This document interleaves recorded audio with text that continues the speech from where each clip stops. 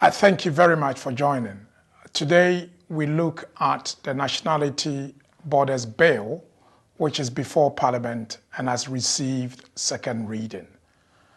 We look at this particular bill because of the controversy that it has generated over the last few weeks.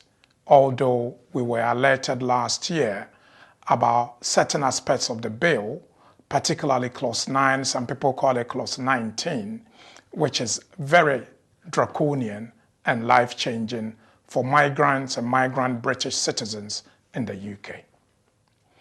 Clause 9 of the new bill, if passed, will deprive British citizens of their citizenship, and it gives the Secretary of State power not to give them notice of the deprivation. The concern we have is that under the current law, particularly Section 45 of the British Nationality Act of 1981, the Secretary of State has a duty to serve any person who's been deprived of their British citizens. Can you imagine being deprived of your British citizenship and not being provided with notice of the deprivation? Can you imagine traveling out of the country, arriving at Heathrow Airport and being informed that although you left as a British citizen, you are no longer a British citizen and you will not be allowed to enter the UK? Can you imagine that being a British citizen, suddenly you receive a letter from the driver's license DVLA to inform you that your driver's license has been revoked, or that your employment has ceased because your British citizenship has been revoked? It may be that is the first time that you've been informed that your British citizenship has been revoked. This is why members of Parliament on both sides have raised particular issues with this aspect of the law. How can they deprive you of your citizenship without notification? Your citizenship can be revoked without notification, one, if it is impractical to inform you. Impracticability has not been defined. Two, why did you not know your whereabouts? Three, if there are national security concerns. Four, for diplomatic reasons. And five, for any other reason which is in the interest of the state. Ladies and gentlemen, this is where we have problems with this particular bill. Who defines what impracticability is? Who defines what diplomatic relationship is? Who defines what for matters of state security?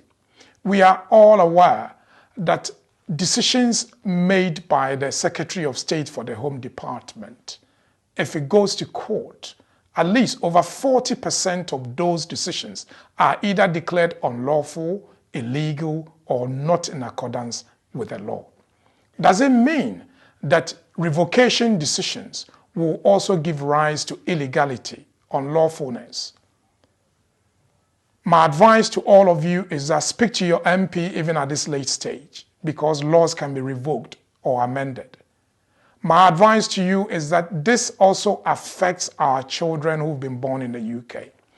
Because as a Ghanaian, if your child was born in the UK and he holds a British citizen, although he has not actively exercised his citizenship as Ghanaian, this law affects him because he could be deprived of his British citizenship by the mere fact that the Ghanaian constitution allows dual nationality. They could define him to be a Ghanaian.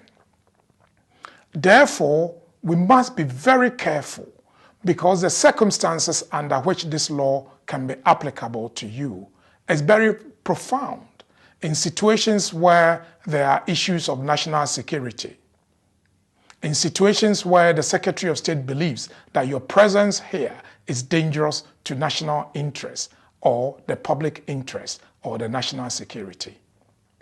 We must therefore speak up. We must therefore speak to our MPs. We must therefore ask our Prime Minister to have a second look at this law and possibly to have it amended. If it's not amended whilst it's in play, Can I ask all of you to speak to your children that although they hold British citizenship, that citizenship can be taken away because they also hold dual Ghanaian citizenship. It doesn't matter if they've never held a Ghanaian passport before, because a Ghanaian citizenship says your child, you as Ghanaian, your child is also a Ghanaian, although they also hold British citizenship. I hope this is helpful to all of you, and this is the task that we have. We must all speak up and ensure that this draconian law is taken out of our statute books. Thank you very much.